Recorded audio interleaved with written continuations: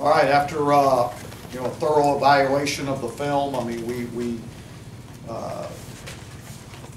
the things that you saw in the game were really the things that happened. I mean, we made way too many mistakes in both phases, both offensively and defensively, to win a football game. We were fairly sound in our kicking game. I was pleased with the way our guys performed and with our special teams. We did not create a game-changing play, but they were pretty sound. We played well enough in that phase to be successful. But in both the other phases, offensively and defensively, you turn the ball over 3 times on offense, it's hard to win a football game. We did create a couple of takeaways on defense, which resulted in points, which was good for us, but we gave up too many catastrophics to overcome them. After evaluating the film, what's your read on this, how the quarterbacks played after taking a close look at it?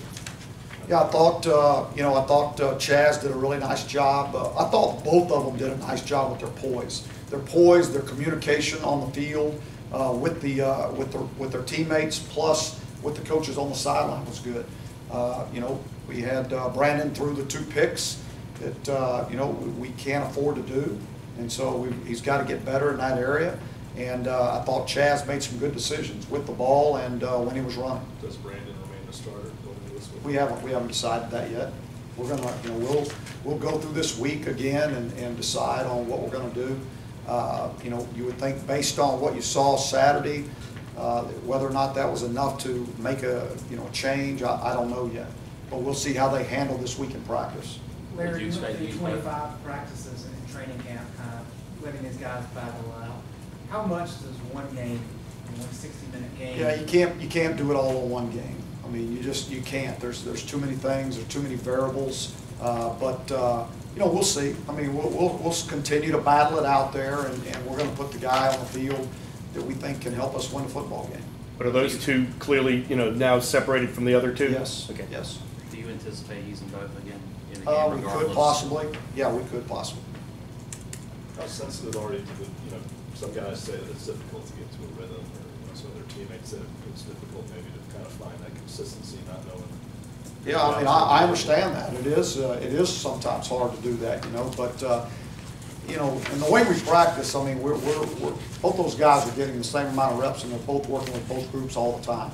So, would you prefer that it was one guy all the time with the ones and nobody got injured, so you could have continuity all the time? Yeah, you would prefer that, but that's just not what we have right now.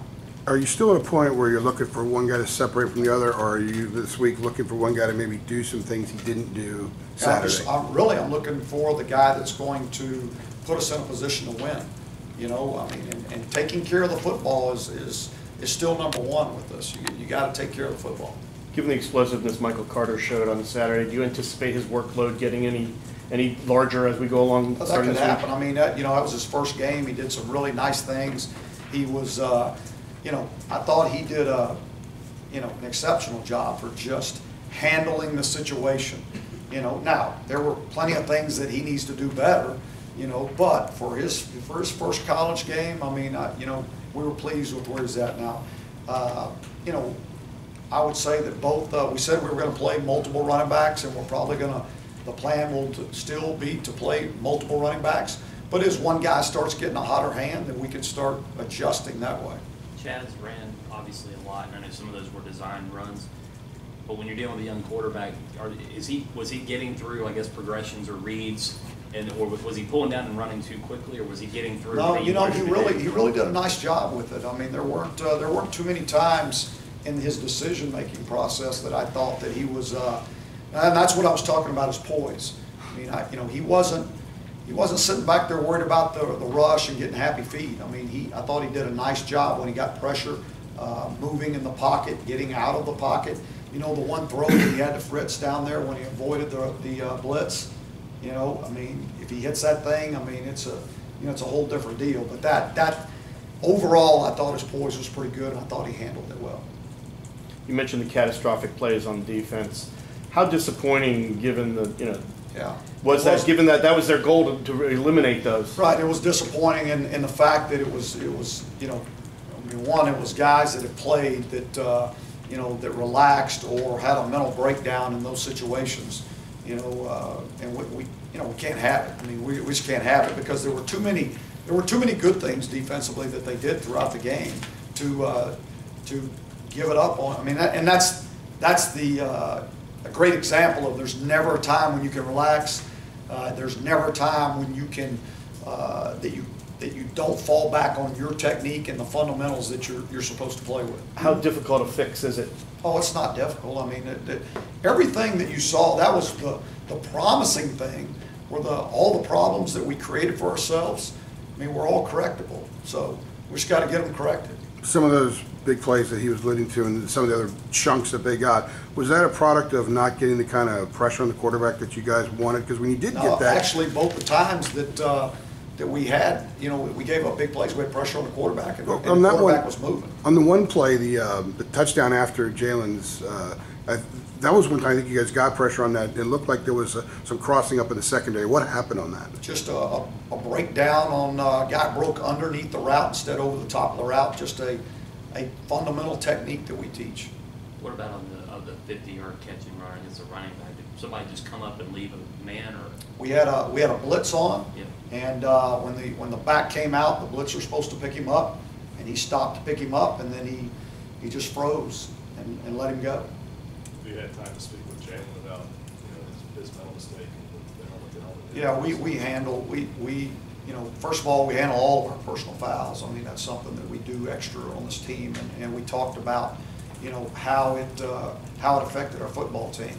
Now I'm going to go back and say, we can't. I mean, okay, that's adversity. We can't let that be the thing that kills our team. I mean, we got to overcome that. We don't want those things to happen. We don't want stupid penalties, and we're gonna work hard to avoid those things. Jalen knows. I mean, he understands the importance of it. He does. How did the offensive line grade out? They were okay. Some, Cam Dillard played really well for his first game with us. We had, I was pleased with some of the things that William Sweet did, in his first real game as a starter, and it was good to get Khalil out there, and I don't know that any of them played well enough to win, but they played sound. How about one of your points of emphasis with the backs, pass protection by the running backs? How'd they do in this? We still got to get better there. There's no doubt about that. What would you like to see differently from the offensive line, or improvements from the offensive line based on what you saw Saturday? Just more consistency. We had I think we had 4 false starts. We got to get those. We got to get those ironed out. One of them, the defender jumped into the neutral zone, and so we'll take that one because we tell our guys when they jump into the neutral zone, we want them to pop, and the official just didn't see it that way. What are some of the bigger challenges to trying to defend Lamar Jackson? I mean, the guy's, he's a reigning Heisman Trophy winner. I mean, he was the best football player in college last year. So, I mean, the guy can, he can beat you with his arm and he can beat you with his legs. I mean, he's a phenomenal player. The scheme that they run with him takes advantage of all of his skill set. And, you're going to have to be really sound in your rush lanes. You are going to have to be under control because if you give him a lane, and people are covered, he's gonna beat you. Do you have to do anything different with how you rush him as far as maybe containing him in a pocket? You got to really squeeze the lanes and you got to try to keep him in there. You got to contain him. You can't get too far up the field. So yeah, you have to be very controlled in those rush lanes. Is that anything different though than you would do normally, or is it a sometimes little bit more of an emphasis? When you have a quarterback that's not mobile, you can turn it loose a little bit more. But when you got a guy that can break your back with his legs, I mean, you have to be much more controlled. You got to constrict the lanes. Was you expecting Jordan Brown to lead the team with 9 catches on Saturday? Was I expecting it? I expected our running backs to get some catches because of what we were going to do in the game plan. Plus, I thought the quarterbacks did a nice job of checking the ball down, which was really good to see, that they didn't force things and they checked the ball down when they needed to. Do you expect Tyler Powell back this week? No, I don't expect him back this week. When might you expect him back? Is there a week after that? When you're looking at someone like Lamar Jackson, I think he had like 92%. He accounted for 92% of their yards the other night. Have you faced a guy that is that involved with everything that they do? I mean, I've faced some good players, but I mean, I mean, he's a phenomenal player. He really is, and you know, he's a guy that again, you know, you can do everything perfect, and he can make you look really bad. I mean, he can do some things. He's got some gifts that other people don't have. You know, he's a pretty special player. When you've had continuity year to year of your system, you guys have been here a while. It's one thing when you have a veteran team that already knows it, but does it help, I guess, that continuity when you're dealing with young guys and inexperienced, like, I don't know, some type of structure around them that may help them succeed when they're inexperienced like they are? I think so. I think just having an established culture in the way we do things, you know, I think that gives them some, you know, relief, or it gives them some confidence in that, you know, knowing there are things that they know the way they're going to be in the program. And even though there's a lot of unknown for them, because, you know, you get out on the field and everything's new to them, it's still, there's a lot of things that they surround themselves with in the program that they know, and it gives them a little bit of confidence, I think. What ways can you take advantage of Michael Carter's speed? Well, I mean, you do the things that we're doing with him. I mean, you know, Mike can run. Him and Jordan or both can run. I mean, they both have plenty of speed.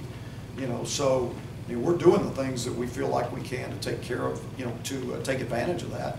So we've got to make sure we get hats on people and get them to that second level so that they can you know, they can make things happen. How did Kamon Fox play in his first game, and did anybody else on the D-line stand out? Malik Carney really stood out. Yeah, he was the guy that was the constant pressure. When there was pressure, which there were a lot of times that he was right there. He was very close. He was the guy that was the most consistent. You know, Tamon needs to shake off some of the rust. I mean, there's no doubt about it. He can play much better than he did. How do you evaluate how the receivers played on Saturday? I thought they did okay. You know, Coach Brewer's pretty hard on them and what his expectation is. I thought Prohl did a nice job.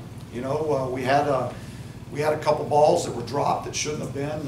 Thomas Jackson played hard and is always going to play hard.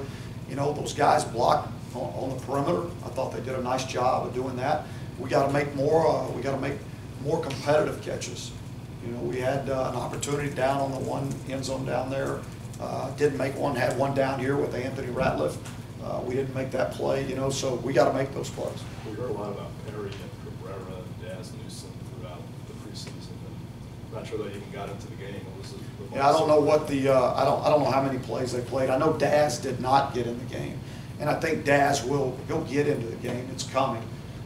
You know, just again, you know, for all these guys, I tell them all the time, it's you prove that the unit's better when you're on the football field, and you got to be dependable. And that's the most ability you have is dependability.